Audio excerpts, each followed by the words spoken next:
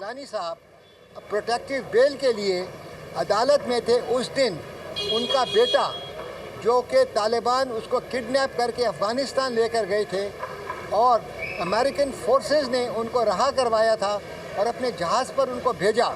उस दिन वो लाहौर आए थे मगर ये अपने बेटे को रिसीव करने के लिए लाहौर नहीं जा सके क्योंकि एक झूठे केस के अंदर, एक फैब्रिकेटेड केस के अंदर, पॉलिटिकल विक्टिमाइज करने वाले केस के अंदर उनकी गिरफ्तारी करने के लिए FIA पीछे लगी हुई थी और हम इस्लामाबाद हाई कोर्ट के अंदर थे। ये है कुतुब की सितम ज़रीफ़ी। मगर अल्लाह का शुक्र है आज अल्लाह ताला ने तमाम केसेस के अंदर यूसुफ रज़ा गिलानी साहब को बरी कर दिया। बहुत बहुत शुक्रिया। बिस्मिल्लाहिर्रहमानिर्रहीम। मैं आज जो जज साहबा ने और जो हमारे फ़रूक नाइक साहब ने जो पैरवी की केस की, न सिर्फ मैं बल्कि सारे ही बरी हो। मुझे अपनी खुशी इतनी नहीं कि जितने के बेगुनाह सारे लोग आज बरी हो गए। और मैंने उनसे कहा, एक मेरे दोस्त इस दुनिया में मौजूद नहीं है, वो हैं मखदूम अमीन फ़हीम साहब। आज जब सब बरी हो गए तो उनको भी वो एलिगेशन से उनको हटाया जाए और उनको नाम भी ये बरीयत में शामिल कर लिया जाए विद शी हैज़ एग्रीड।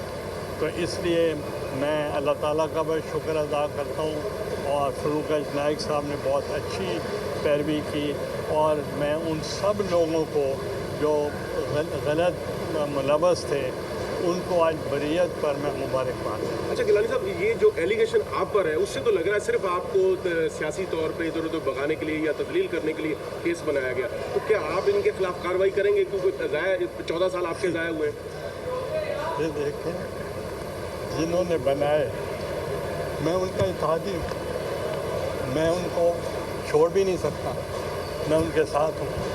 साहब ये बताइएगा, जो सियासी मुकदमात बनाए जाते हैं इसमें दायरे अदालतों का भी वक्त ज़ाया होता है और इस तरह के फेक केसेस बनाए जाते हैं तो इससे सारे लोगों की अपनी इज्जत भी मजबूत होती है। तो इस हवाले से क्या कहेंगे, जो कानून बनाने जा रहे हैं क्योंकि इस हवाले से कोई बात हो सके? सजेस्ट किया है फ़रूक नाइक साहब ने कि एक स्पेसिफिक टाइम के लिए अगर कोई केस का फ़ैसला नहीं हो सकता तो फिर उसके लिए कानून साजी होनी चाहिए कि ऑटोमेटिकली वो ख़त्म हो जाए। सर इजाज़त तो मैं समझता हूँ कि ये वक्त आ गया है जिस तरह के अदालतों के अंदर केसेस का फ़ैसला नहीं होता, जैसे कि लिमिटेशन है कि आप मुकदमा कर सकते हैं एक पीरियड के अंदर, अगर वो पीरियड गुजर जाए तो आप मुकदमा नहीं कर सकते। ये सिविल लॉ के अंदर ये कानून है। इसी तरह मैं समझता हूँ क्रिमिनल लॉ के अंदर हुकूमत वक्त को चाहिए कानून बनाए कि अगर एक केस जो क्रिमिनल केस है एक वक्त के अंदर फैसला नहीं होता, उसके बाद उस अक्यूज़ को डिस्चार्ज कर दिया जाए। अगर तारीखें ली गई हैं मुल्ज़िम की वजह से तो वो लिमिटेशन नहीं अप्लाई होनी चाहिए, मगर अगर मुल्ज़िम का कोई कसूर नहीं है तो मैं समझता हूँ कि ये बहुत ज़रूरी है, ये ज़रूरत वक्त है कि हम एक ऐसा कानून बना फ़ौरन कि जितने भी पेंडिंग केसेस हैं जो कि बेअंदाज़ा लोग डेथ सेल में बैठे हुए हैं, सुप्रीम कोर्ट में उनकी अपील्स पेंडिंग है, हाई कोर्ट में उनकी अपील्स पेंडिंग है, मगर उन केसेस में फ़ैसला नहीं हो रहा। तो ये मैं समझता हूँ कई केसेस में ऐसा हुआ है कि वो बरी हो गए हैं, फिर क्या कहते हैं उनका केस लगा है। अब ये वक्त ज़रूरत है कि हुकूमत वक्त को चाहिए फ़ौरन ऐसा बिल लेकर आए पार्लिमान के अंदर कि एक मुकदमा अगर कुछ अरसे के अंदर फ़ैसला नहीं होता उस मुल्ज़िम को डिस्चार्ज कर दिया जाए ताकि कम से कम वो अपनी फैमिली के पास वापस जा सके। आपने जिक्र किया जिन्होंने आप जैसे मासूमात के खिलाफ मुकदमा दर्ज कराया और उनके क्या कहेंगे, कौन सी पार्टी थी? देखिए, पार्टी क्या, वो हमारे इत्तेहादी हैं और हम उनके साथ हैं और आप समझ सकते हैं और हम उनको ये भी नहीं बैक स्टेप भी नहीं करते, हम उनके साथ हैं। मुश्किल वक्त में भी हम उनका साथ देंगे। मगर एक चीज़ मैं बताना चाह रहा हूँ कि मैंने लेजिस्लेशन कराई थी, वो ये थी कि जो वादा माफ गवाह हैं जो बन जाते हैं, अगर केस प्रूव नहीं कर सकते उनको भी वही सज़ा होनी चाहिए जो एक मुलजिम को मिल सकती है। गिलानी साहब आप कहेंगे कि के साथ रहना आप लोगों ने? जी, हम उनके लिए दुआ गो हैं। गिलानी साहब आप जिस तरह जिक्र के एक साबिक वज़ीर आज़म के साथ एक चेयरमैन जीरक सियासतदान के साथ ही है, तो आप लोगों को खुद अंदाज़ा होगा कि आम आदमी कोर्टों में किस तरह रुलता है और उसकी वक़्त कितनी है कि यहाँ पर आम आदमी को बकरी चोरी का मुकदमा बना दिया जाता है। कोई अगर अपने वडेरे सरदार चौधरी के खिलाफ है तो उस पर भी मुकदमा होता है। आपने ऐसी कौन सी कानून साजी अब तक की, आप दोनों पार्लियामान का हिस्सा हैं, कौन से ऐसे कानून? ये मेरे वज़ीर कानून रहे हैं, आप बताएं। सर देखें, बात यह है कि हालात हाज़रा इस वक्त जो हालात चल रहे हैं मुल्क के अंदर और मुकदमात की पैरवी नहीं हो रही, लॉ रिफॉर्म्स बहुत ज़रूरी हो गए हैं। और ऐसे जो कोर्ट्स हैं जिनको हम शहीद बीबी हमेशा कहती थी ये कैंगरू कोर्ट्स हैं, ये स्पेशल कोर्ट्स हैं, इनको ख़त्म करना चाहिए।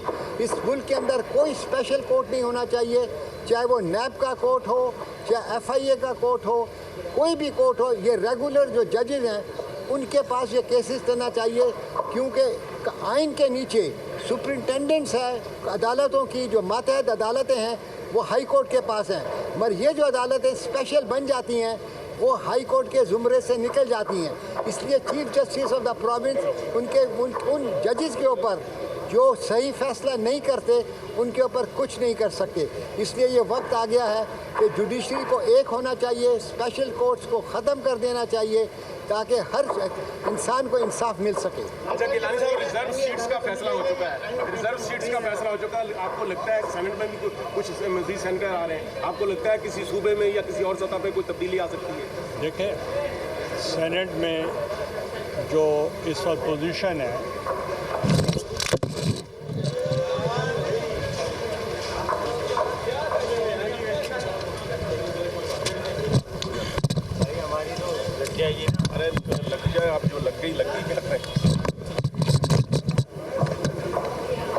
ये